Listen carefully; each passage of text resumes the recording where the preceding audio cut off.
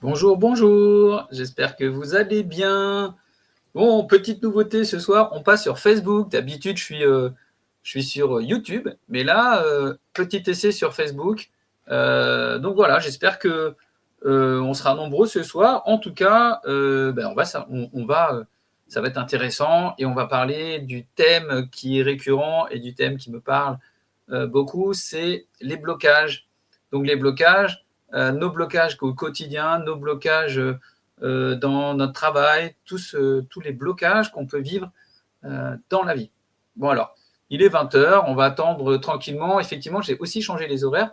Donc aujourd'hui, c'est de 20 heures à 21 heures. Avant, on était sur du 21 heures, 22 heures. Pour ceux qui ne me connaissent pas encore, ben moi je m'appelle Joseph Sfamixé, je suis coach, je suis conférencier, je suis auteur. D'ailleurs, je vais bientôt vous présenter mon livre. Je vous donnerai le titre aussi en avant-première, mais pas tout de suite. Et moi, j'accompagne en fait les personnes qui aujourd'hui, et c'est pour ça que j'insiste beaucoup sur les blocages, j'accompagne moi aujourd'hui les personnes qui ont beaucoup travaillé sur elles, qui ont beaucoup lu, qui ont beaucoup vu, enfin de regarder plein de vidéos, qui veulent vraiment avancer sur elles, mais qui aujourd'hui sont bloquées. Elles sont bloquées pour plein de raisons. Et les raisons, c'est pas toujours dû à la volonté. Parce que des fois, on se dit, euh, pour avancer, il suffit juste de le vouloir, mais c'est pas aussi simple que ça. Et en fait, j'ai beaucoup de personnes qui pensent qu'effectivement, les personnes qui n'avancent pas, en fait, c'est des personnes qui ne sont pas motivées. Et souvent, vous savez, vous avez cette réflexion, je ne sais pas si vous avez déjà entendu ça, où on dit, mais ouais, non, mais c'est parce que si tu n'avances pas, c'est parce que tu n'es pas motivé. Si tu n'avances pas, non, mais vraiment, c'est que tu ne fais pas d'efforts. Et en fait, on se rend compte que c'est pas aussi simple. C'est pas aussi simple que ça. Parce que derrière, et là, vous pourrez regarder mes autres lives, derrière ces blocages, derrière ces peurs, il y a aussi des schémas répétitifs, il y a des mécanismes qui se mettent en place. Et moi, je travaille vraiment, vraiment beaucoup là-dessus. Et voilà. Et si vraiment, moi, je connais personne aujourd'hui qui est complètement aligné à qui il est. Mais je connais pas autant de gens que ça, en fait, alors dans mon entourage, hein, regardez autour de vous qui veulent vraiment se transformer. Ça veut dire que oui, on dit qu'on va changer, on dit qu'on veut changer, euh, mais on ne change pas forcément. On ne passe pas forcément à l'action. Parce que, et je vous renvoie aux autres live, on a parlé de la zone de confort. Ben oui, parce que la zone de confort, même si elle est inconfortable, c'est quand même vachement bien.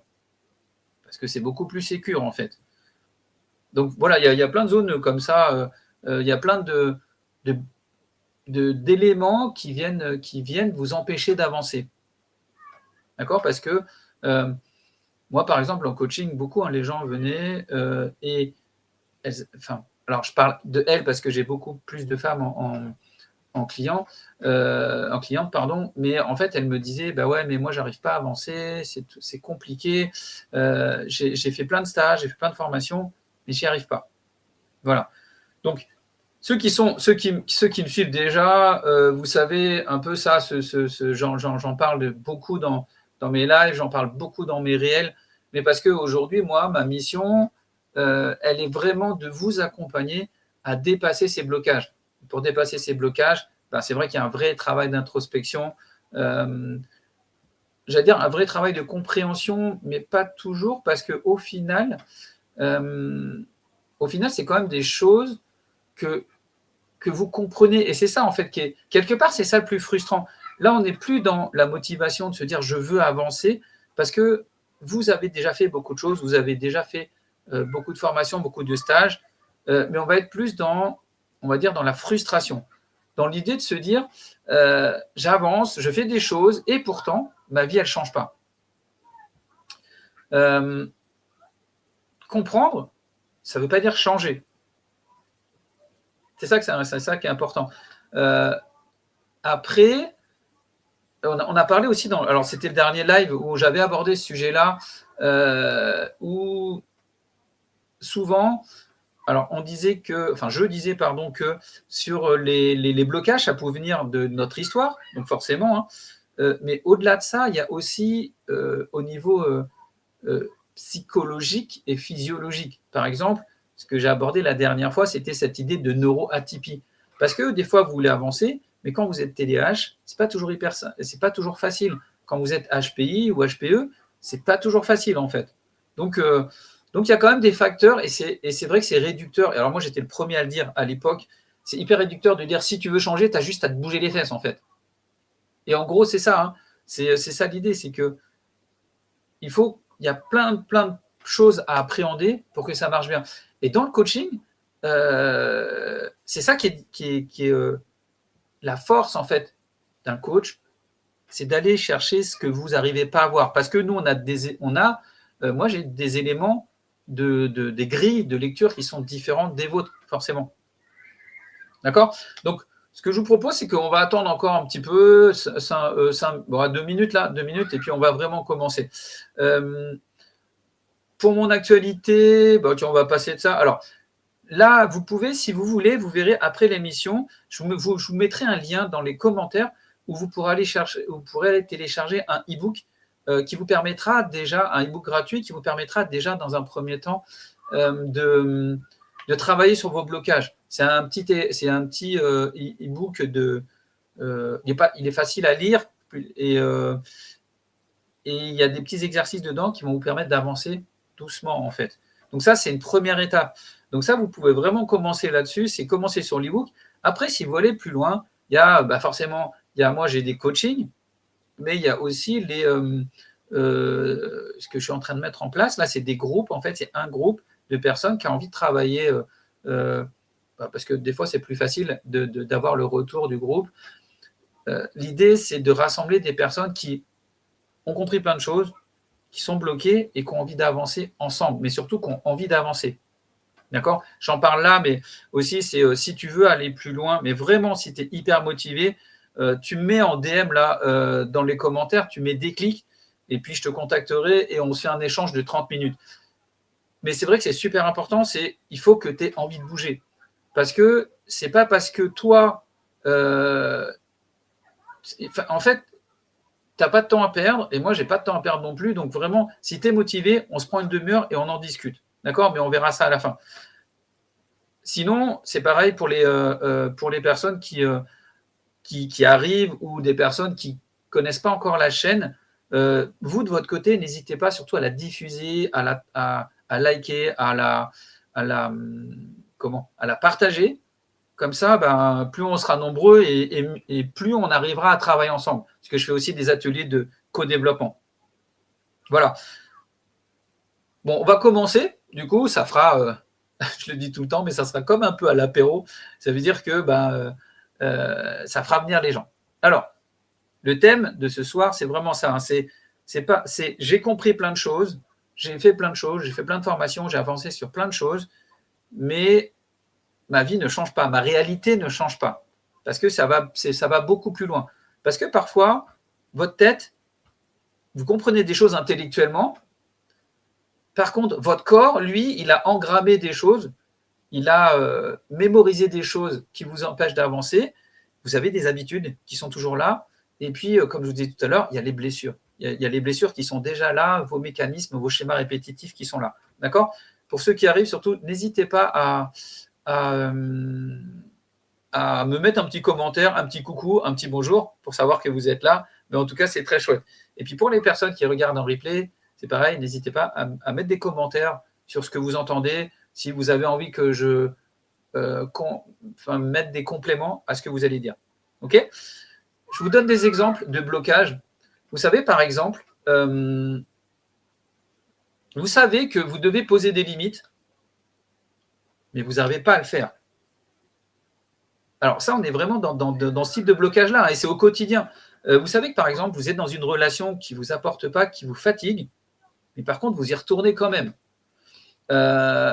Vous savez que vous voulez changer, que c'est vital pour vous de changer, mais vous allez bloquer. D'accord? Il y a, par exemple, cette idée il y a aussi cette idée de... Alors, parce que je vais aussi vous parler d'amour, parce que les lives, vous savez que je les ai aussi faits parce que parce que c'était aussi suite à une rupture. Donc, il y a aussi le fait, ce qui nous bloque, c'est par exemple, il y a des personnes qui ont été blessées, qui veulent aimer, mais du coup, leur corps, il les rappelle. Je vous disais tout à l'heure, le corps a des souvenirs. Par exemple, quand vous avez fait un burn-out, le corps, il s'en rappelle. Quand vous avez été blessé émotionnellement, votre corps, il s'en rappelle aussi. Il se rappelle des mots, il se rappelle des phrases, il se rappelle des images. D'accord Et en fait, c'est ça le truc, c'est que vous voulez avancer, mais il y a toujours une partie de vous, que ce soit au niveau mental, que ce soit au niveau du corps, que ce soit au niveau émotionnel, qui vous bloque, en fait, qui vous retient, et qui fait que vous ne passez pas en avant. D'accord? Donc, n'hésitez pas, les personnes qui sont là, faites-moi un petit coucou, ça serait super sympa, et puis sinon, on continue. D'accord Je pense que le pire, c'est on n'est plus dans la culpabilité de dire que j'avance pas, ça en fait partie, mais en fait, ce qui est beaucoup plus difficile aujourd'hui, c'est cette partie de... c'est frustrant en fait, parce que vous avez toutes les billes en main, vous avez tous les outils, et malgré ça, vous n'arrivez pas à avancer. Et ça, c'est hyper frustrant. D'accord je ne sais pas si ça vous est arrivé, mais moi, c'était ça. Il y a des fois, je ne comprenais pas. Oh, coucou Muriel. Oh, c'est très gentil d'être là, c'est trop chouette. Ça, c'est cool. Merci de ta présence. Et tu n'hésites pas surtout à intervenir si tu veux. Et puis pour les autres personnes qui passent, faites des coucous comme Muriel, c'est trop chouette, c'est vraiment, ça fait du bien. Ça fait du bien. Donc voilà, donc on a conscience des choses, on a vu plein de choses, et il y a des éléments qui viennent nous bloquer. Et on va un peu développer ces différents éléments qui peuvent intervenir. Alors je me suis intéressé à ça encore plus là les derniers moments, parce que moi ça fait partie des choses qui me tiennent à cœur, ces blocages. D'accord ? Est-ce que vous connaissez, donc on va chercher différents éléments, est-ce que vous connaissez le terme homéostasie ? Est-ce que ça vous parle, l'homéostasie ? Qu'est-ce que c'est exactement ? Alors c'est un terme qui peut faire peur. Donc ouais, je vais vous le donner, l'homéostasie, c'est la capacité en fait d'un système à garder un équilibre. D'accord ? Donc le corps, par exemple, il fait toujours. Le corps, il le fait avec la température, avec votre énergie, avec vos émotions. En fait, il essaie de toujours faire la balance. Donc l'homéostasie, c'est vraiment ça, c'est l'idée de garder un système stable. D'accord ? Et donc, vous avez ce qu'on appelle l'homéostasie émotionnelle. Ça veut dire quoi ?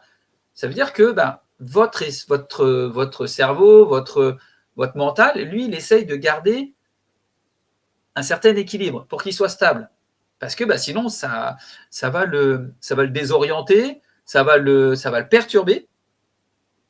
D'accord ? Et du coup, il faut absolument que votre mental retrouve en fait cet équilibre. Et c'est pour ça que souvent, vous avez des émotions, des hauts, des bas. Et pour les personnes qui sont beaucoup dans les émotions, justement, le corps, il lutte fort. Votre mental, il lutte fort parce que justement, vous êtes dans cette idée de je dois garder l'équilibre. Et c'est aussi ça, il y a des méthodes pour l'homéostasie. Par exemple, quand vous faites de la méditation, justement, la méditation, elle vous permet de réguler ses émotions. Ça veut dire que, moi, je vais vous donner mon exemple, c'était comme ça avant. J'étais plutôt quelqu'un de très impulsif. J'étais hyper impulsif. Je partais au quart de tour. Et c'est vrai que ces dernières années, ça doit faire 7 ans, 8 ans maintenant que je médite, et je me rends compte que mon émotion, en fait, elle a pas trop de bas. En fait, ça va pas trop bas. Et par contre, quand ça monte fort parce que voilà, moi je suis comme ça. Mais par contre, les chutes, elles sont moins basses en fait. C'est-à-dire qu'au lieu de descendre aux enfers tout de suite, maintenant je descends plus aux enfers. Maintenant, il y a certains cas que je vais pouvoir traiter parce que la méditation m'a permis justement de réguler en fait mon état émotionnel.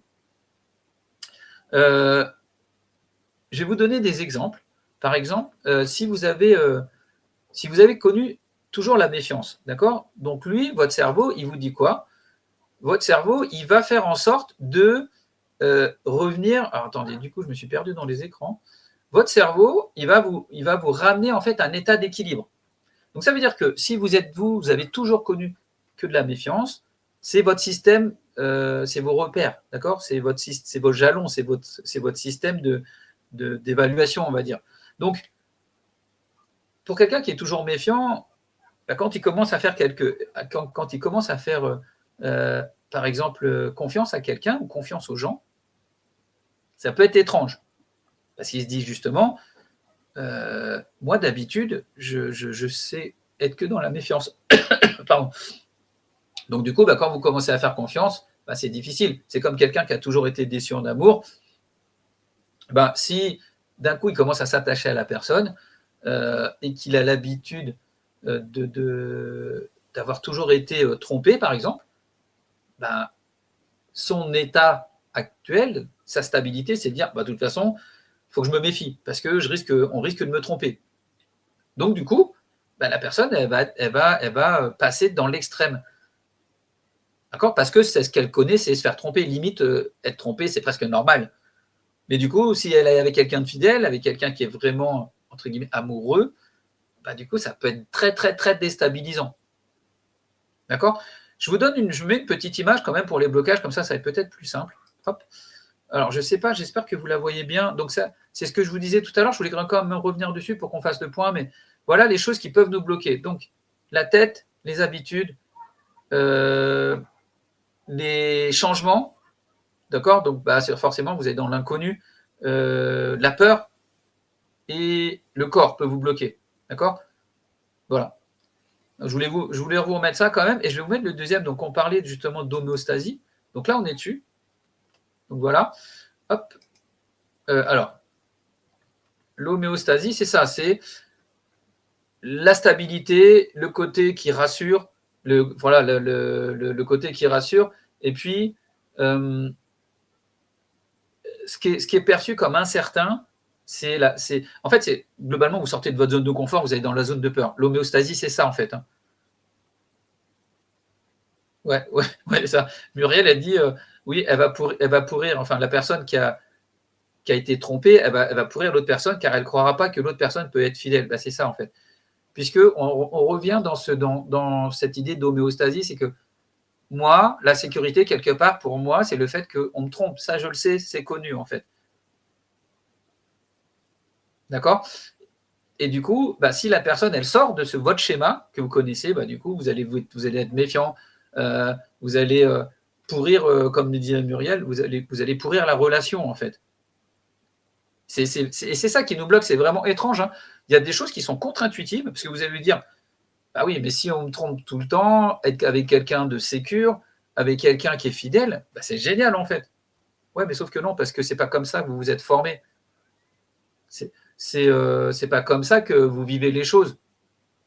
Vous, il faut revenir dans vos anciens réflexes, dans ce qui est connu. D'accord? Donc ça, c'est un des blocages. Donc, pensez-y, l'homéostasie, ça peut être ça. Ça peut être, vous avez la meilleure intention du monde, vous voulez changer, vous voulez vous transformer, ça ne marche pas, parce que ce n'est pas votre schéma. Je vais vous donner un exemple d'homéostasie, justement, et c'est ça. Je crois que je vous l'avais déjà donné dans un des lives, où c'est que moi, par exemple, j'ai toujours été, à l'époque, ouais, c'est un prisme, oui, c'est ça, c'est exactement ça, Muriel. Moi, à l'époque, par exemple, j'ai toujours été habitué à être le loser de la famille. Tout ce que je faisais, je le ratais tout le temps. C'était normal, en fait. Donc, du coup, j'avais l'étiquette loser. Donc, un jour, ce qui s'est passé, et j'ai voulu monter une entreprise, et ça a commencé à marcher. C'est-à-dire que là, je me souviens, à l'époque, il y a la télé qui est passée chez moi, il y avait TF1 qui était passé chez moi, ça avait fait un buzz. Il y avait un investisseur qui était prêt à mettre 50 000 € sur la table. Et là, du coup, je suis passé sur un autre stade. C'est-à-dire que j'étais plus le loser, j'étais quelqu'un de fréquentable, presque quelqu'un de bon. Et là, du coup, ça m'a mis en panique et j'ai auto-saboté le truc. C'est-à-dire que pour que j'ai ces 50 000 €, il fallait que je fasse un site internet. Je savais les faire. Je ne l'ai jamais fait. Pourquoi? Parce que ce n'est pas moi, en fait. Parce que moi, normalement, c'est le loser, l'homéostasie. Il faut que mon système redevienne stable, sinon c'est trop. L'inconnu, pour moi, être bon, être considéré comme quelqu'un qui a des idées, quelqu'un qui est fiable, pour moi, à l'époque, ce n'était pas possible, en fait. Donc, je me suis auto-saboté. Donc, voilà. Ça, c'est un des blocages. Alors après, on a un autre blocage je vous en parlais, hein, je vous remonte là, hop, sur le petit schéma. Donc, c'est au niveau du corps. Le corps, lui, qu'est-ce qui se passe? C'est que il imprime en fait des choses. Je ne sais pas si vous le savez, mais quand vous avez des traumatismes, même quand vous les avez plus, ils sont toujours là, quelque part en vous. Vous avez toujours l'impression de les sentir. Ouais, Muriel dit oui, juste une croyance que tu méritais pas. Bah, c'est ça. En fait, c'est que comme j'avais été élevé avec ça, et puis que j'étais l'aîné de la famille, mais que j'étais pas bon à l'école, que machin, bah, du coup, pour moi, c'était normal, en fait, de rater une entreprise que tu montes. C'était logique, en fait. C'était inévitable. C'était le résultat, il était là, en fait. Pour revenir au corps, c'est important de comprendre ça, parce que le corps, il faut s'écouter. Et là, Muriel pourrait vous en parler, parce que Muriel, elle est très connectée au corps, puisqu'elle fait des massages aussi ayurvédiques et plein d'autres choses. Vous pourrez aller voir sur Muriel, pour ceux qui voient les commentaires, c'est Muriel Depau, D-E-P-A-U-W. Muriel a fait plein de choses de trop bien. On avait fait un live d'ailleurs ensemble, si vous voulez regarder. Mais le corps, en fait, il vous donne plein d'indications. Le corps, il se souvient. Oui, par exemple, là, je me suis remis à la moto, d'accord? Quand j'ai fait des cours de moto au début, alors ça fait longtemps, j'ai eu mon permis il y a 20 ans, je crois, j'arrêtais pas de tomber pendant le parcours moto, tout le temps. Le moniteur, il était fou. Heureusement qu'ils avaient des barres de protection. Mais du coup, quand j'ai repris la moto les premières fois, vraiment, j'étais hyper crispé et je revoyais les images de moi en train de tomber avec la moto. Parce que quand j'ai commencé la moto, pour vous dire, au début, j'avais pas de coudière là, j'avais les coudes en sang tellement je tombais en fait. J'avais les coudes en sang, j'avais les genoux en sang. Et votre corps, il s'en rappelle. Et des fois, vous savez, on est dans les blocages. Vous voulez changer. Moi, j'ai voulu reprendre une moto. Voilà. C'était un de mes rêves. Et en fait, mon corps s'en est rappelé. Il s'est rappelé comment j'ai eu mal quand je tombais. Il s'est rappelé comment j'avais peur en fait quand j'étais sur la moto. Et du coup, quand j'ai conduit au début la moto, quand j'osais pas trop pencher parce que j'avais peur de tomber, alors qu'au contraire, il faut pencher. Au début, c'était pas du plaisir. Pas du tout. Et en fait, je vais vous donner une autre anecdote. La première sortie que j'ai faite avec mes frères, j'étais dans un rond-point. Mon corps s'est rappelé aussi que je tombais. Et à l'époque, pour vous raconter un peu le truc, j'avais essayé le 50 de mon frère et j'ai fait un tout droit dans un rond-point parce que j'ai pas penché. Et là, dans le rond-point, j'ai eu la même peur. Mon corps a figé. Mais vraiment, il a figé. C'est-à-dire que là, ma tête, elle savait. Ma tête, elle savait que si j'allais tout droit, j'allais me prendre la haie en face. Et du coup, mon corps a figé, mes bras se sont tétanisés et je ne pouvais plus rien faire.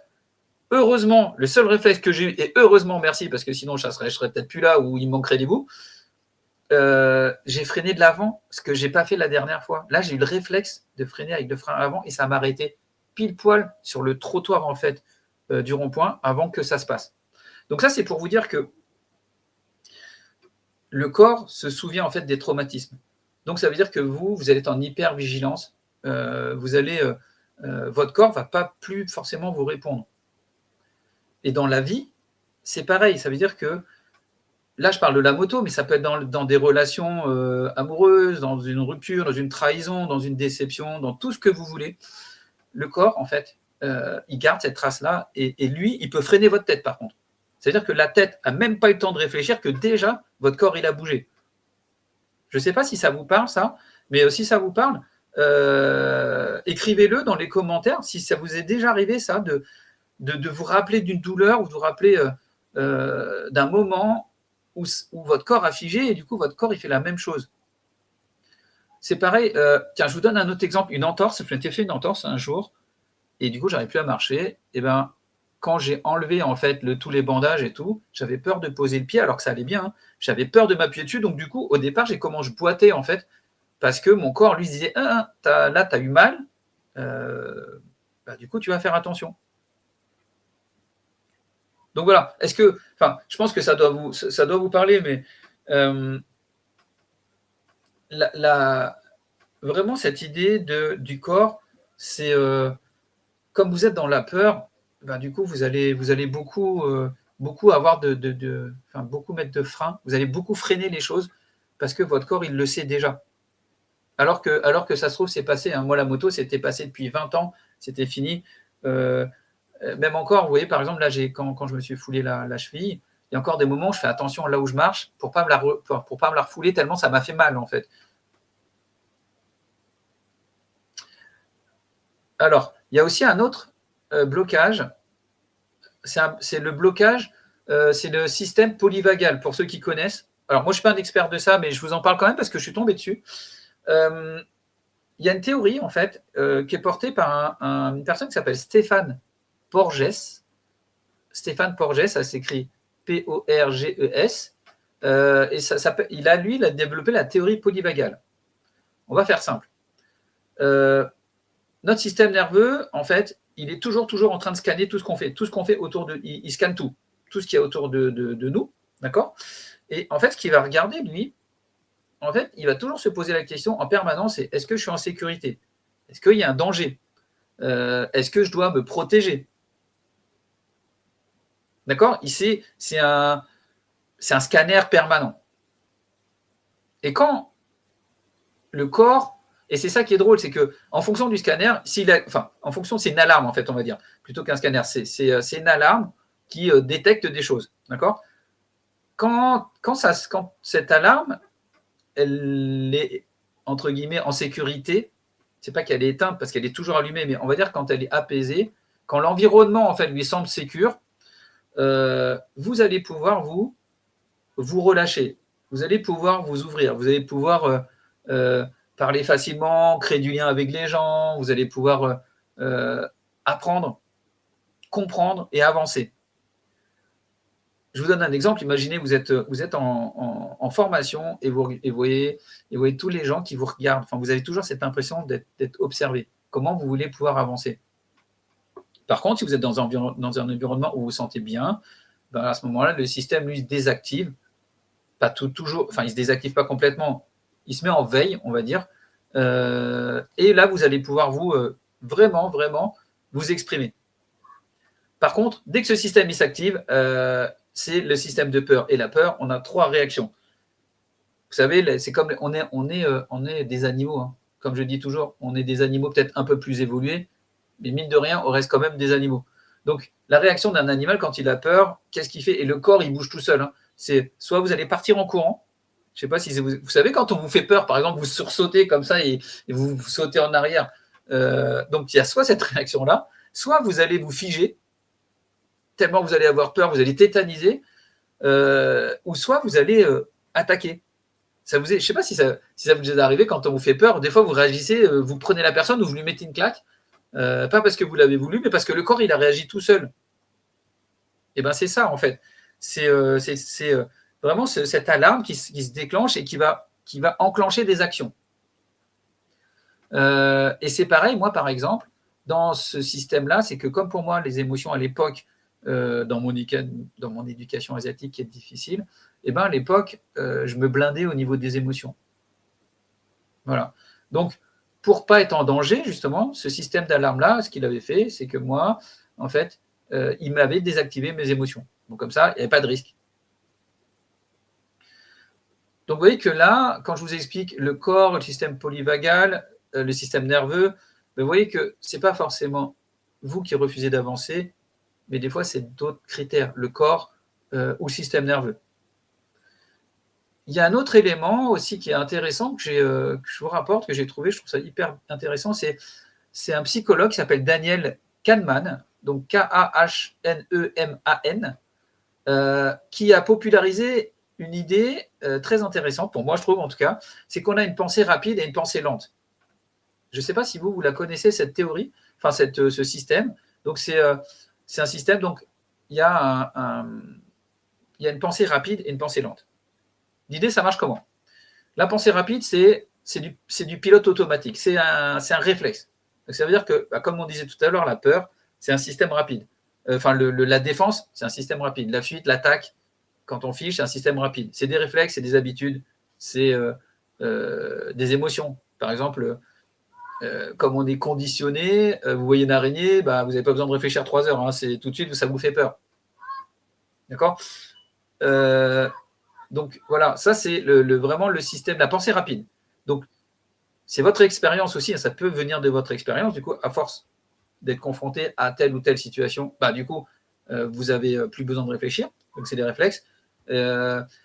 C'est par exemple dans les arts martiaux, c'est pourquoi au début, moi je ne comprenais pas, mais pourquoi dans les arts martiaux, on vous fait répéter 12 000 fois le même geste? Parce que la répétition, on dit la répétition fixe la notion. C'est-à-dire que plus vous allez faire, et plus à un moment, vous allez plus réfléchir. Donc on va passer d'un système lent où il va falloir réfléchir, et là on va reparler juste après, d'un système rapide où ça devient réflexe. D'accord. Le système lent, quelque part, c'est le contraire, c'est la partie qui est la plus consciente pour nous. C'est celle qui est la plus réfléchie, celle qui va normalement nous permettre de prendre du recul sur les choses, d'observer les choses et de choisir une réponse plus juste. Et quand on est blessé, quand on est fatigué, quand on est stressé, quand ça touche vos émotions, bah parfois, le pilote automatique, il se met en route. Et c'est là où on bloque. Ça veut dire quoi? Ça veut dire que quand votre système de croyance, et Muriel en parlait tout à l'heure, quand votre système de croyance, en fait, il est tellement fort que ça devient un automatisme, un réflexe, bah, ça veut dire que là, vos blocages vont toujours revenir. Et vous n'allez pas y réfléchir, c'est inconscient, mais les blocages vont revenir parce que vous êtes en pilote automatique, parce que le système rapide va faire en sorte que vous passiez à des actions qui ne sont pas réfléchies, mais qui sont instantanées, instinctives. Ça peut être, pour les reprendre, hein, ça peut être, je sais pas, vous fuyez une situation parce que vous la connaissez tellement et vous n'allez même pas réfléchir. Vous savez que pour vous, c'est un danger. Ou soit, comme pour moi, à un moment, vous allez être dans le contrôle. Vous allez contrôler tout ce qui bouge. Parce que du coup, vous ne pouvez pas laisser de place au hasard parce que sinon, vous allez, moi pour mon cas, retomber dans une blessure. Vous pouvez repousser les gens. Vous pouvez vous enfermer, vous fermer aux gens. D'accord. Donc ce système-là, ce système de pensée rapide, de pensée lente, il est hyper intéressant parce que le titre de la conférence, pardon, le titre du live, c'est vraiment ça, c'est tu sais en fait, tu sais, tu en as conscience, tu sais que tu dois changer, mais tu n'y arrives pas. Et c'est pour ça que je vous fais aussi ça, ce live-là, c'est un peu pour vous permettre de déculpabiliser et que ça soit quelque part moins frustrant pour vous, parce qu'il y a des choses que vous ne contrôlez pas, qu'on ne contrôle pas, et c'est normal. C'est justement plus vous allez avancer dans la compréhension de vos blocages, et c'est pour ça que je vous en ai donné plein, je vous en donne plein. Comme la dernière fois, on a parlé de la neuroatypie aussi, parce que quand vous êtes neuroatypique, il y a des choses que vous ne contrôlez pas et que vous ne maîtrisez pas. Ouais, Muriel, elle nous dit c'est comme un programme qui est engrammé dans ton système nerveux. Ouais, c'est exactement ça. C'est-à-dire qu'on a un programme qui nous dit dans telle situation, tu réagis comme ça. Alors, n'oubliez pas une chose, et ça, c'est super important, ça se travaille. Un programme, ça se modifie. Un programme, ça peut se changer. Un programme, il y a ce qu'on appelle des updates pour ce côté en informatique. Et ça, Muriel, elle le sait parce qu'elle le fait aussi. Mais vraiment, je vous encourage à aller voir ce que fait Muriel parce que c'est hyper intéressant et moi, je le fais aussi beaucoup en coaching et c'est normal en fait. Ça veut dire que nous, on est là pour vous accompagner, pour vous aider à changer ce programme-là. On n'est pas tous des informaticiens. Vous n'êtes pas tous des informaticiens. Et puis, il y a une chose qu'il faut comprendre, c'est que, et c'est pour ça que c'est important, à mon sens, de se faire accompagner.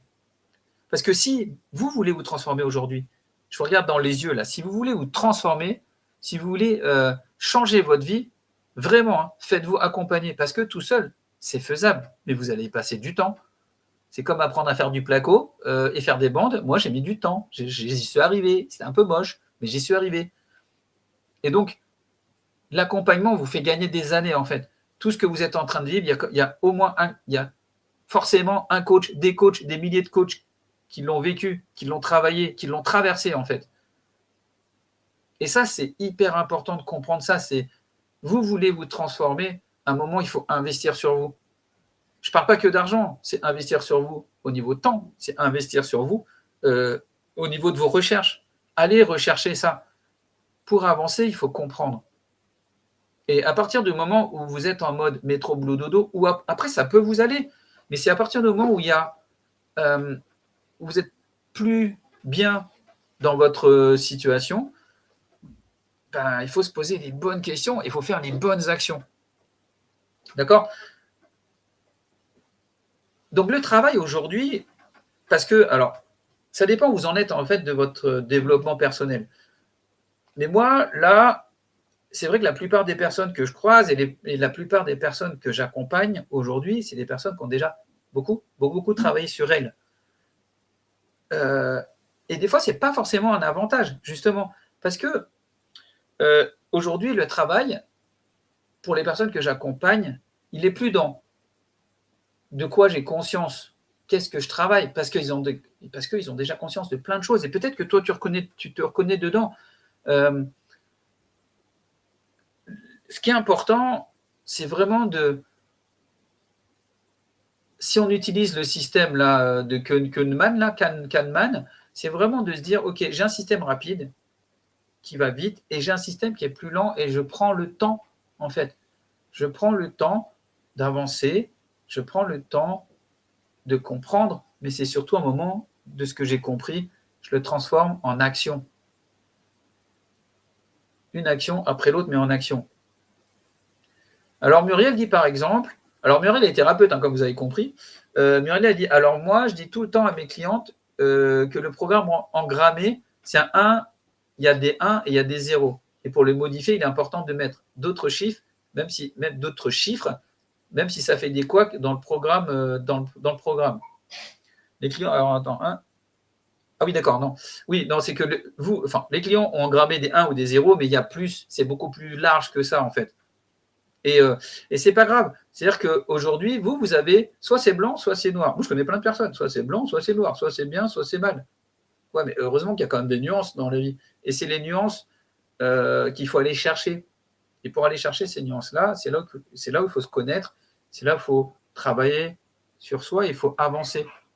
Et c'est pour ça que je vous disais, soit vous vous faites accompagner et c'est top parce que vous allez gagner du temps. Soit vous le faites tout seul. Il y a plein de livres. Il y a plein de livres. D'ailleurs, je vais bientôt sortir le mien et je vais pouvoir vous le présenter. Mais pas encore. Mais il parle vraiment de ça. C'est comment on se transforme, en fait. Et avec plein d'exemples de femmes qui, comme toi peut-être, qui nous écoutent là, elles ont conscience de plein de choses, sauf qu'elles n'ont jamais osé passer à l'action. Et le coaching, ça sert à ça, en fait. D'accord ? Il y a une chose qui est importante de comprendre, c'est que quand vous dites, je ne sais pas si vous l'avez déjà entendu, ou quand vous le dites à vous-même, ouais, mais j'ai toujours été comme ça ne change pas, ça ne changera jamais. Messieurs, dames, je peux vous dire que c'est faux. C'est comme l'idée qu'on perd des neurones en vieillissant, c'est faux. Parce qu'il y a des études qui ont montré que les neurones aussi pouvaient se régénérer. Et là, on va attaquer quelque chose qui, moi, je trouve est hyper intéressant à comprendre. C'est la neuroplasticité. Je vous laisse réfléchir à ça, la neuroplasticité. Je vais lire ce que me disait Muriel. Muriel nous dit moi, je dis qu'il faut vider son sac à merdasse. Ouais. Et oui, on doit tous se faire accompagner. Ouais. Les sacs à merdasse, ça, c'est le mot favori de Muriel. Et vous pourrez voir aussi sa conférence. Parce qu'on a fait aussi une conférence ensemble samedi dernier. C'est samedi dernier, je crois, ouais. Samedi 6 juin, ouais, c'est samedi dernier, où on a parlé, c'était un événement qui était organisé par Sadia Drouche, une super coach aussi, sur tout ce qui est, ça s'appelait les éveilleurs de conscience, de l'ombre à la lumière. Et donc, on parlait effectivement de tout ce qu'on est en train de voir là, les blocages, ce qui nous a bloqués, ce qui nous a pourri la vie, ce qu'on a dû traverser, et comment on en est arrivé là aujourd'hui, en fait. Et c'est pour vous dire que dans la conférence de Muriel, justement, Muriel parlait du sac à merdasse. Je ne me rappelais plus exactement le titre. D'ailleurs, Muriel, si tu l'as, tu pourras me le redonner, comme ça je le donnerai en direct. Mais voilà. Donc ça, c'est important de comprendre que nous sommes capables, nous avons le pouvoir de changer. Parce que physiquement, chimiquement, intellectuellement, on peut le faire en fait. Donc, quand vous dites, ben non, mais moi, je ne changerai jamais parce que j'ai toujours été comme ça, parce que c'est mon enfance, parce que c'est mon machin, parce que c'est mon traumatisme, ouais, ok, on est tous pareils en fait. On est tous pareils et on a tous ce pouvoir-là. Après, effectivement, ben, j'allais dire, il faut de la volonté. Comme on disait, c'est au-delà de ça. Il faut effectivement de la volonté, il faut vouloir, il faut faire le choix de changer. Mais aussi, il faut avancer dans ce que vous comprenez et dans la compréhension de ces blocages. Et attention, ce qu'on disait tout à l'heure, la compréhension n'exclut pas l'action. Parce que souvent, je vous dis, 80% de mes clients viennent là parce qu'ils ont compris, mais ils n'avancent pas, parce qu'ils ne sont pas passés à l'action. Vous allez me dire, c'est facile de dire ça, de passer à l'action, mais moi, j'y arrive pas. Bah, faites-vous coacher, en fait. Ou alors allez voir allez voir des amis, mais si vous avez déjà lu plein de choses et que vous avez toujours le même cercle amical, a priori, la réponse n'est pas là, en fait. Donc, oui, ça demande un investissement. Et je ne suis pas en train de faire de la pub, parce que moi, aujourd'hui, je me fais coacher, en fait. Donc, oui, ça demande un investissement, mais votre bonheur, en fait, est-ce qu'il ne mérite pas cet investissement-là? Après, voilà, je n'ai pas de vérité par rapport à ça. Moi, je sais que j'ai mis des années avant de me faire coacher. Aujourd'hui, je me fais coacher et je trouve ça vraiment très sympa. Ça me fait avancer, ça me fait passer à l'action, ça me fait comprendre des choses, même si moi, j'avais déjà compris. Et des fois, c'est marrant parce que je dis, mais en fait, ce que tu es en train de me dire, c'est exactement ce que je dis à mes clients, sauf que moi, je n'avais pas vu pour moi, en fait. Ben oui, parce que nous, notre boulot, c'est d'être votre miroir. Et quand on a le nez dans sa merdasse, ben c'est super compliqué. Alors Muriel, elle nous dit, ah oui, c'est le titre de sa conférence, donc si vous cherchez sur YouTube, vous le trouverez, je pense, c'est en creusant dans sa merdasse qu'on trouve son lotus. Donc ouais, donc c'est une conférence qui est sur la chaîne de Muriel. C'est Muriel Depau, donc D-E-P-A-U-W, je vous mettrai le lien, souffle d'Inde. Ouais, c'est ça, ça demande un engagement envers soi-même. Et c'est effectivement, je suis OK avec toi, Muriel, là-dessus, c'est que changer, c'est un engagement que vous faites à vous-même. C'est entre vous et vous. OK, vous n'avez pas toutes les cartes en main, c'est sûr. OK, vous n'avez pas tous les outils en main, c'est sûr. Par contre, votre engagement, l'envie de changer, il n'y a que vous qui l'avez. On ne peut pas l'avoir pour vous, en fait. Et c'est d'ailleurs pour ça que moi, par exemple, des gens, ça m'est arrivé une fois ou deux de refuser des coachings, parce que la personne, elle vient, mais c'était une excuse, en fait. Ouais, mais ma femme, elle veut que je change, machin, gna, gna, gna. Ouais, ok, mais non, en fait. La volonté de changer, c'est la vôtre, sinon ça n'a pas de sens. Donc, voilà, ça, c'est important. Donc, je reviens à ma neuroplasticité. Donc, ne vous dites pas, vous ne pouvez pas changer, dites-vous, j'ai le pouvoir de changer et mon corps va m'aider. La neuroplasticité, c'est quoi? C'est plutôt simple, c'est la capacité de notre cerveau à créer des chemins, alors on appelle ça des chemins neuronaux, des connexions en fait entre les neurones, pour que vous ayez une autre façon d'agir. En gros, je vous donne l'image, c'est comme si c'était une autoroute, enfin c'est une route, voilà, votre cerveau c'est plein de routes avec plein de connexions, et en fait, comme sur des routes, des fois il y a des routes qui sont plus faciles ou qui sont nécessaires à construire parce que ça vous amène à telle ville, et ben, le cerveau, lui, fait pareil. Ça veut dire que lui, il peut créer des nouveaux chemins neuronaux en fonction de ce que vous allez faire, en fonction de la situation et de ce qui va se passer. Et ça, c'est génial. En fait, c'est une super découverte. Ça veut dire qu'on n'est pas, et ça, c'est super important, c'est qu'on n'est pas tous condamnés en fait à subir les mêmes schémas. Et je vous le dis, on n'est pas condamné à être l'esclave en fait de nos croyances, parce que le cerveau peut changer.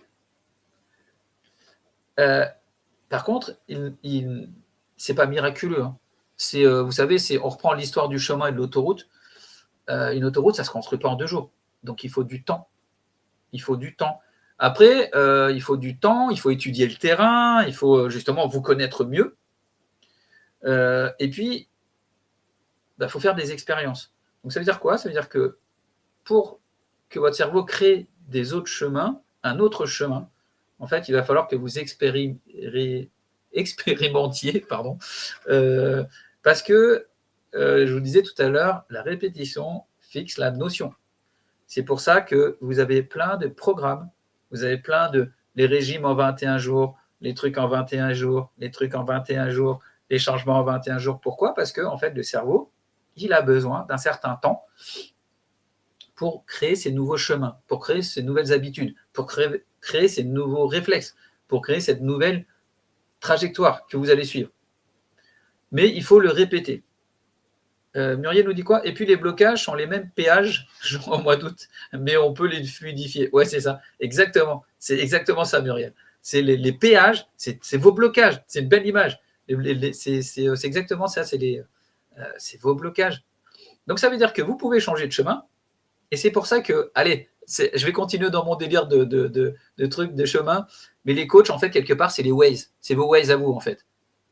Ça veut dire que oui, vous pouvez avoir des blocages, mais grâce à Waze, vous pouvez passer par un autre chemin et arriver à l'endroit où vous voulez arriver, en fait. D'accord? Donc, pour que votre cerveau change, il faut que vous répétiez. La répétition fixe la notion. Juste une chose, je vous ai dit 21 jours, 21 jours, 21 jours, c'est quelque chose qui est dans les us, dans les mœurs, on va dire. Moi, j'ai fait des recherches, il n'y a aucune étude scientifique dedans, parce que ça dépend des gens. Des fois, c'est 21 jours, des fois, c'est plus, des fois, c'est moins. Mais l'idée, c'est de comprendre que de toute façon, il faut répéter. D'accord? Répéter.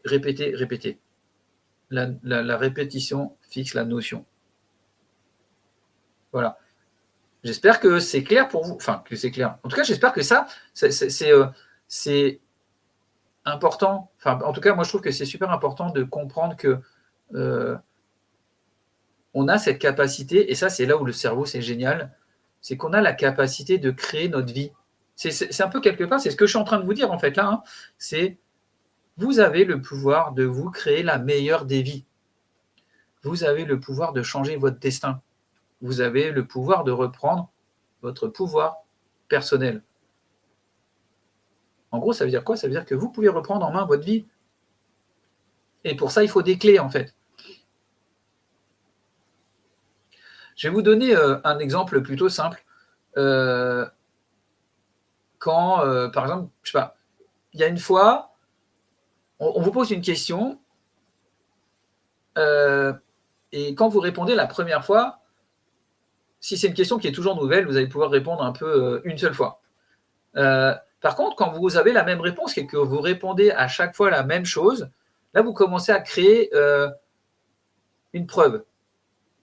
Ben oui, parce que quand vous le dites, vous l'affirmez, puisque vous l'avez vu, vous l'avez expérimenté plusieurs fois, donc vous l'avez dit plusieurs fois, là, ça commence à devenir une preuve. Et 3 fois, en fait, ou plus de 3 fois, et en permanence, du coup, pour le cerveau, c'est plus une preuve, ça rentre dans son système. Donc, on parlait de reprogrammation, c'est aussi comme ça qu'on reprogramme son cerveau. En PNL, pour ceux qui connaissent, c'est une pratique de... moi, je fais de la PNL, donc ça s'appelle programmation neurolinguistique. Donc, c'est qu'on part un peu du principe que le cerveau, c'est comme un ordinateur. D'accord? Et pour la PNL, dans la PNL, il y a ce qu'on appelle un ancrage. Il y a des ancrages, on utilise beaucoup les ancrages. Et les ancrages, c'est quoi? C'est par exemple, le plus simple, l'image la plus simple, c'est que vous sentez une odeur et ça vous rappelle le café du matin que vous preniez avec votre chérie. Ça vous rappelle les pains au chocolat avec votre grand-mère. Ça s'appelle un ancrage. D'accord? C'est une pensée, une émotion avec une image, avec des mots. Voilà. Plus l'ancrage est fort, plus les sens que vous utilisez pour vous en rappeler sont forts, plus ça reste ancré en vous. Et bien du coup, on vous dit toujours que pour faire un ancrage, pour que ça marche, il faut le pratiquer plusieurs fois par jour, plusieurs fois jusqu'au moment où ça devient un automatisme. Moi, je donne, vous voyez par exemple, vous allez dire, en PNL, on va travailler certains exercices où je vais vous faire des ancrages. Exemple, il y a un moment où vous avez besoin d'avoir confiance en vous. Et bien, ce qu'on va faire, c'est qu'on va travailler justement sur on va créer en fait quelque part un nouveau chemin neuronal où on va aller chercher un nouveau. Enfin, c'est même pas ça, c'est qu'on va aller chercher un chemin neuronal qui était peut-être plus utilisé, qui vous rappelle un bon souvenir.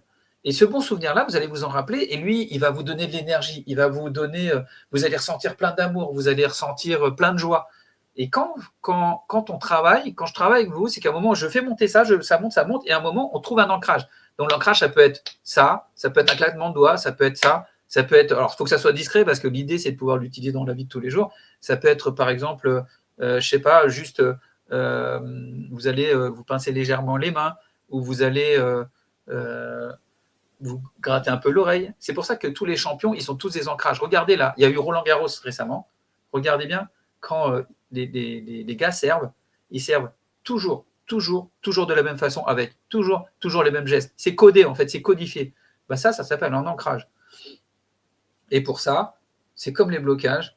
Il faut le travailler parce qu'un blocage, ça saute pas comme ça en fait. Un nouveau chemin neuronal, ça se crée pas comme ça. Donc il faut du temps. Il faut du temps et de la répétition. D'accord? C'est pour changer, alors il faut de la répétition. Et alors le cerveau, lui, pour qu'il change vraiment, en plus de ça, c'est qu'il doit avoir des preuves. Il faut que ça marche en fait. Et c'est pour ça que je reparle de la légitimité de tout ce qu'on a pu avoir en tant que thérapeute, en tant que coach, en tant que tout ce que vous voulez quand vous commencez un nouveau travail.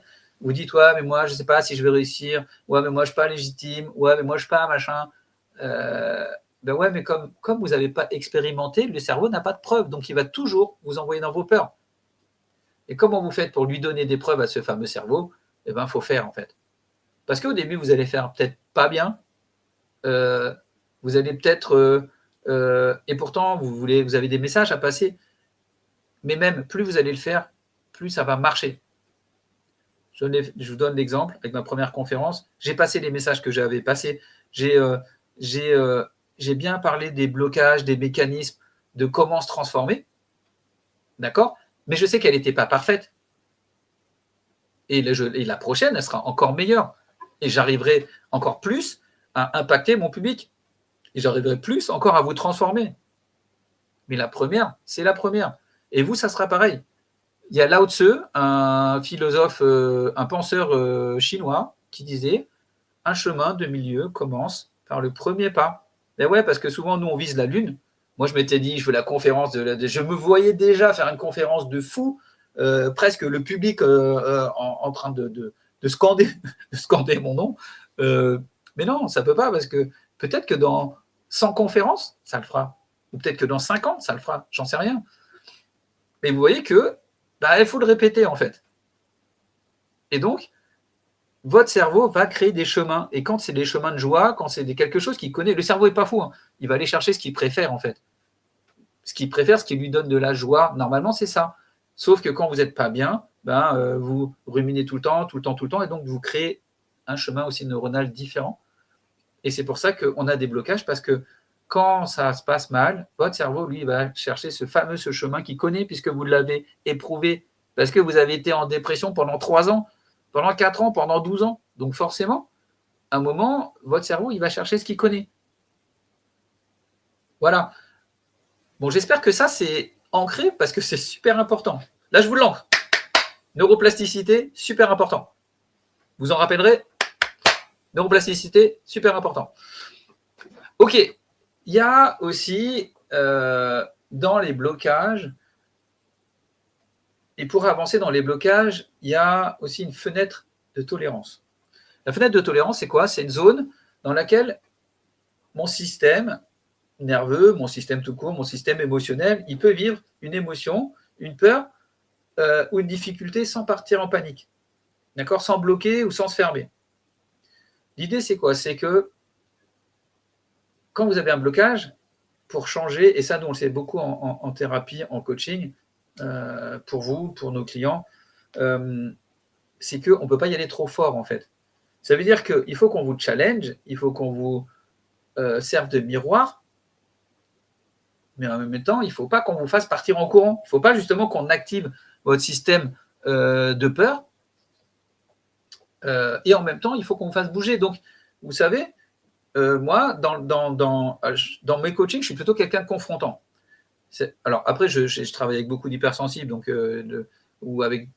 Enfin, quand je dis confrontant, c'est-à-dire qu'on peut confronter avec beaucoup de bienveillance. Par contre, la confrontation, c'est ça. Hein. L'idée, c'est je vous sers de miroir, et si vous avez dissonance, par contre, vous le saurez tout de suite. Et moi, je suis plutôt direct dessus. Donc, ça veut dire que je suis beaucoup dans la bienveillance, beaucoup dans l'amour. Je suis, comme je disais dans ma conférence, je suis un vrai bisounours. Mais par contre, je vais toujours vous servir de miroir. Dans le bon, dans le très bon, comme dans le très mauvais. Quand vous allez me dire blanc et puis vous allez penser noir, ou quand vous me dites noir et que c'est noir, mais que du coup, quand je vous donne le miroir, bah, finalement, c'est pas ça en fait. Donc, le système de tolérance, la fenêtre de tolérance, c'est important que vous-même dans la vie, pour faire sauter un blocage, vous êtes obligé d'aller dans la zone de peur, dans la zone d'apprentissage. Ça, vous pourrez regarder dans mon dernier live, j'en parle justement. C'est mon dernier live ou mon avant-dernier live où je parle de ça. Muriel me dit quoi? Elle était top ta conférence, tu rigoles. Après ta préparation de fou, elle était parfaite à ce moment-là. Merci Muriel. Merci Muriel, c'est super gentil. Mais vous voyez que pour débloquer une situation, pour débloquer quelque chose que vous vivez depuis des années, en fait, il faut que vous arriviez à vous challenger en fait. C'est-à-dire qu'il faut que vous arriviez dans cette zone de tolérance à vous dire, OK, là, c'est pas assez pour que je bouge. Facile, zone de confort, un peu à la cool en fait. Hein. Procrastination, machin, enfin voilà. Et ça, c'est facile. Et pourtant, des fois, vous pouvez vous dire, ah, mais si, je change. Hein. Si, je change. Ouais, mais sauf que votre tolérance, c'est ça la zone de tolérance. C'est-à-dire qu'en gros, vous êtes passé du blocage à -1 et à +1. Donc, bah oui, forcément, vous avez fait quelque part, et ça, il faut faire attention à ça, que ce ne soit pas une excuse. C'est vous êtes dit, ah oui, mais si, j'ai essayé de bouger quand même. J'ai bougé un petit doigt, ça n'a pas marché. J'ai bougé le petit doigt de l'autre côté et ça n'a toujours pas marché, en fait. Ben ouais, parce que vous ne challengez pas. Parce que vous êtes soit dans votre zone de confort trop facile, soit vous êtes dans une zone d'inconfort, mais vous n'y allez pas. Donc, vous voyez, je vous donne moi mon exemple à moto. Si j'avais continué en fait dans ma peur, si je ne m'étais pas donné justement cette fenêtre de tolérance en me disant ouais, mais ok, t'es tombé, tu t'es fait mal, machin. Je peux dire bon, bah, je prends une petite moto et puis c'est bien. Et ben là, ce que j'ai fait, c'est que j'ai acheté un gros cube. Donc, c'est un 1100 pour ma première moto. Mais par contre, je fais attention à un truc parce que je me connais. Et donc, ma zone de tolérance, c'est là où je fais super attention. Je sais que quand je prends vie de la confiance, je peux partir en vrille, en fait. Donc, c'est là où je me challenge parce que je dois réapprendre à faire de la moto et bien réapprendre à faire de la moto. Et en même temps, je me challenge quand même parce que sinon, je vais conduire trop pépère et je vais peut-être pas avoir les bonnes habitudes, en fait. Donc, il y a un peu ça. Vous voyez, la zone de tolérance, c'est ça, en fait. Et la zone de tolérance, je reprends un autre exemple. La zone de tolérance en amour, pour moi, ça serait ça. Ça serait de me dire, si dans une nouvelle relation, avant, j'étais dépendant affectif. Après, je suis passé dans le contrôlant. Donc, voilà. Donc, j'ai un peu dans les deux extrêmes. Et ben, ma fenêtre est plutôt large. Ben, maintenant, l'idée, c'est de réduire la fenêtre pour dire, OK, dans ma prochaine relation, je vais m'écouter, je vais faire attention, mais en même temps, je vais faire aussi attention à l'autre personne. Justement, pour ne pas être dans l'extrême pour moi. C'est-à-dire pas me couper de mes émotions et en même temps, pas tout donner. Donc, il y a un juste milieu. Et la fenêtre de tolérance, c'est le juste milieu pour vous aussi, c'est pareil. Il faut que ça vous challenge. Ça veut dire que je dois être une meilleure personne pour mieux aimer, mais en même temps, il ne faut pas que je me sacrifie. Donc, voilà, ça, c'est super important. Alors, Muriel nous dit, il faut gratter dans la vase au fond de son lac et aller chercher sa graine de lotus, ouais. Et aller voir aussi sa constitution ayurvédique pour se comprendre. Ouais, il y a plein de pratiques comme ça, comme l'ayurveda, comme le human design, comme il y a plein de trucs en développement personnel pour mieux apprendre à se comprendre. Et ça, c'est hyper, hyper important. Donc, je vais vous donner, je vais vous donner une phrase un peu sur la fenêtre de tolérance, c'est que le bon pas, la bonne action, c'est pas celle qui va impressionner, c'est celle que ton système peut absorber et peut répéter. Je vous répète ça. En gros, ce que ça veut dire, c'est que vous n'êtes pas obligé de faire une action de la mort, un truc de fou, pour vous dire ouais, mais c'est trop fort et tout, et vous allez vous mettre en danger, que ce soit au niveau du boulot, que ce soit au niveau d'une peur. Par exemple, imaginez quelqu'un qui a peur du vide et qui se dit la première fois, il dit ouais, non mais moi, je veux dépasser ça, et il jette directement d'un parachute. Alors, il y en a pour qui ça marche, mais c'est peut-être la marche, elle est peut-être hyper élevée en fait. Donc ça veut dire qu'il faut y aller aussi doucement. D'accord ? Et puis je vais finir là-dessus parce que là le temps passe, mais je vais parler de l'évitement et du soulagement que vous pouvez avoir. Ça, c'est quelque chose qui arrive qui nous bloque en fait. Quand vous avez un blocage, des fois c'est parce que ça vous arrange bien en fait que ça bloque. Je vous donne des exemples. Vous repoussez une décision parce que ça vous met moins de pression. Vous allez éviter un conflit, vous allez éviter une conversation parce que du coup, vous n'allez pas avoir de conflit. Comme moi, dans ma relation, dans mon ex-relation, j'ai gardé le contrôle parce que je ne voulais pas me faire abandonner. Et donc, pour moi, il y avait normalement moins d'incertitude. D'accord ? Ça peut être, je reste dans ma zone de confort, justement pour ne pas aller dans la zone de peur. Ça m'arrange bien, en fait. Et ça, l'évitement, ça marche bien tant que vous n'êtes pas obligé de le faire. D'accord ? Et c'est que ce que vous croyez qui vous soulage, finalement, c'est ça votre blocage. Parce que votre cerveau, il se dit, votre cerveau, il est là pour vous protéger aussi en même temps. Il me dit, il vous dit, quand j'évite ça, du coup, ça va bien. Ça va bien, c'est cool pour moi, en fait. Mais du coup, ça va bien aujourd'hui. Et demain, est-ce que ça ira mieux ? Et après-demain, est-ce que ça ira mieux ? Et dans 10 ans, est-ce que ça ira mieux ? Non, peut-être pas. D'accord ? Donc l'évitement, qu'est-ce qu'il fait ? C'est qu'il soulage sur le moment, mais il va entretenir cette peur, ce blocage sur la durée.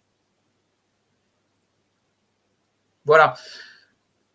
Je vous donne, vous le verrez sur un de mes lives, j'ai une technique, enfin une méthode qui s'appelle la FEPA, donc c'est une méthode maison, c'est FEPA. Donc si vous voulez identifier en fait des peurs, des blocages, posez-vous ces questions.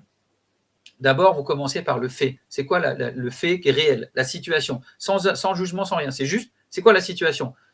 Après la situation, vous dites, OK, le E, c'est quelle émotion ça génère chez moi ? Est-ce que ça génère chez moi de la peur, de l'angoisse, du stress, du tout ce que vous voulez en fait ? Analysez ça, d'accord ? Après, il y a le P, c'est la protection. Qu'est-ce que cette peur m'oblige à mettre en place, me fait penser comme protection ? Par exemple, je vous donne mon exemple, l'effet, je suis dépendant affectif, ok. L'émotion, je suis toujours en stress parce que j'ai peur qu'on m'abandonne, donc c'est toujours la peur. Après, la protection que j'ai créée par rapport à ça, le dépendant affectif, c'est que dans ma tête, il fallait que je sois toujours là, que je sois toujours présent, que je sois toujours super avenant, machin, d'accord, que je sois toujours là en train de donner de l'amour. Ça, c'est ce que je pensais. Donc, j'ai imaginé cette protection-là.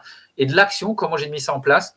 C'est que j'appelais tout le temps. Ça va ? Qu'est-ce que tu fais ? Ça va bien ? Non, mais je suis là. Si tu as besoin, je suis là. Ah oui, tu as besoin de quoi ? Ah oui, attends, je t'avais prévu ça. Donc, vous anticipez. Donc, c'était ça, en fait, les actions que je mettais en place.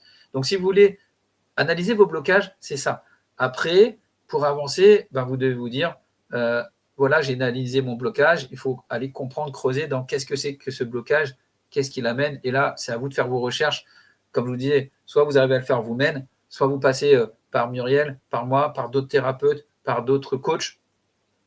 Et franchement, ça peut vous aider. Alors, pour finir rapidement, c'est comment on peut sortir de ça simplement. Si c'était aussi simple, on n'irait pas. Mais déjà, c'est prenez des engagements envers vous. C'est ce que disait Muriel tout à l'heure. Prenez des engagements envers vous. Ça peut être des mini-engagements, c'est OK en fait. Mais prenez des engagements. C'est, par exemple, vous dites OK, ça, moi, je n'osais pas le faire. Je n'osais pas envoyer un message à mon patron. Faites-le. Je ne savais pas poser de limites sur telle personne. Faites-le. Allez-y doucement, mais faites-le. Posez-vous des engagements. Moi, par exemple, là, cette année, ça a été, je travaillais trop. Et l'engagement que je me suis posé à moi, c'est je vais moins travailler et je vais m'occuper de ma santé. Donc, je me suis remis au sport. Et ça, j'adore ça. Mais je ne le faisais plus parce que je me trouvais l'excuse du boulot. Sauf que quand vous bossez 7 jours sur 7, presque 24 sur 24, à un moment, il faut arrêter le délire, quoi. C'est l'engagement que je suis pris aussi, c'est dans le fait de prendre soin de moi, c'est de prendre du temps pour me faire plaisir, en fait. Donc, il y a la muscu, mais du coup, là, je fais de la moto et je kiffe et ça me fait du bien et ça me fait un bien fou. Et quand je reprends le travail, je suis super bien, en fait. Donc, un mouvement, une action, posez une action, engagez-vous, en fait, et faites-le et régulièrement. Il y a des personnes, moi, par exemple, qui me parlent de méditation, on en a fait. C'est OK, même si c'est 5 minutes, c'est 5 minutes. La respiration, la cohérence cardiaque, pour ceux qui le connaissent, c'est 5 minutes. 5 minutes, c'est 5 minutes. D'accord. Deuxième possibilité que vous avez aussi, c'est allez-y doucement. Donc, je vous redis, étape par étape. Ça ne sert à rien d'aller vouloir monter l'Everest alors que vous avez jamais monté la butte de chez vous, quoi. Que vous avez zéro physique. Ça n'a pas de sens. D'accord. Une autre chose que je vous rajoute, mais vous pourrez écouter après le live, c'est le journal. Faites-vous un journal avec des preuves. Le cerveau, il a besoin de preuves. D'accord. Donc, c'est un peu comme le journal de gratitude, pour ceux qui connaissent, mais là, c'est le journal de preuves. C'est que, dites-vous aujourd'hui, c'est qu'est-ce qui a bougé pour moi, quelle action j'ai faite, quelle preuve me montre que j'ai avancé. Parce que moi, il y a des fois, j'étais comme ça aussi, à me dire, non, mais moi, j'avance pas dans mon boulot, j'ai l'impression que je fais rien. Et puis quand vous dites, ah ben si, j'ai fait ça, ah ben j'ai fait ça, ah ben j'ai fait ça, ben tout de suite, ça rassure. Et ça rassure votre cerveau et ça vous donne envie de continuer. Donc, le journal de preuves. D'accord. Vous pouvez aussi mettre en place comment. Alors, ça s'appelle, c'est une réévaluation de ce que vous avez appris. D'accord. C'est qu'est-ce que j'ai appris vraiment, qu'est-ce que je sais vraiment, qu'est-ce que. Quand je dis appris, c'est pas appris que dans les livres, hein, c'est votre apprentissage. C'est aussi qu'est-ce que j'ai appris de cette situation-là. Est-ce que c'est la vérité? Est-ce que c'est pas la vérité? Est-ce que et il faut que ça soit un apprentissage, c'est empirique. Donc ça veut dire que quand vous avancez, au fur et à mesure, forcément, vous dites OK, ça je connais, maintenant je passe à autre chose. Je ferai plus la même chose. On va dire, c'est une réévaluation cognitive, si on peut appeler ça comme ça, avec l'apprentissage. D'accord. L'idée, c'est vraiment de pouvoir changer d'angle et arrêter de se raconter des belles histoires parce que, à force de réévaluer, vous dites OK, là, j'étais dans l'illusion, maintenant, c'est fini, j'arrête de fermer les yeux et j'avance. Et c'est comme ça qu'on avance. D'accord. Écoutez, on va arrêter là parce qu'on pourrait en parler pendant des heures et des heures et des heures et des heures. Mais vous avez compris que les blocages, ce n'est pas qu'une histoire de volonté. Parfois, c'est comme on disait, des fonctionnements, un profil, une neuroatypie. Là, on a vu que ça pouvait être aussi des schémas, ça pouvait être des blocages parce que c'est des habitudes, parce qu'il y a la neuroplasticité du cerveau, parce qu'il y a des choses qui sont engrammées en nous et on n'a pas forcément envie. On a envie d'avancer, mais on n'a pas forcément toutes les cartes. Et les cartes, il faut aller les chercher, en fait. Voilà. Si vous avez des questions, surtout, vous n'hésitez pas, ou surtout, mettez-les en commentaire. Pensez à liker la chaîne. Pensez à enregistrer aussi pour revenir dessus tranquillement. Et puis la semaine prochaine, on recommence aussi là-dessus. On va parler blocage, parce que l'idée de ces lives, c'est vraiment de pouvoir vous transformer, en fait. D'accord. Donc, si vous voulez aller plus loin, dans un premier temps, vous pouvez aller télécharger mon e-book là, que je vais mettre le lien là dans les commentaires. Vous vous pouvez aussi, si vous voulez, et comme je vous disais, c'est important, c'est si vous voulez avancer plus vite, plus fort, on peut se prendre une demi-heure en entretien. Par contre, comme je vous disais, il faut vraiment que vous soyez motivé parce que là, il faut avancer en fait. OK? Et puis n'hésitez pas si vous avez des questions. Merci beaucoup Muriel d'avoir été là. Vraiment, c'est très très gentil. Merci beaucoup pour les personnes qui reverront le live.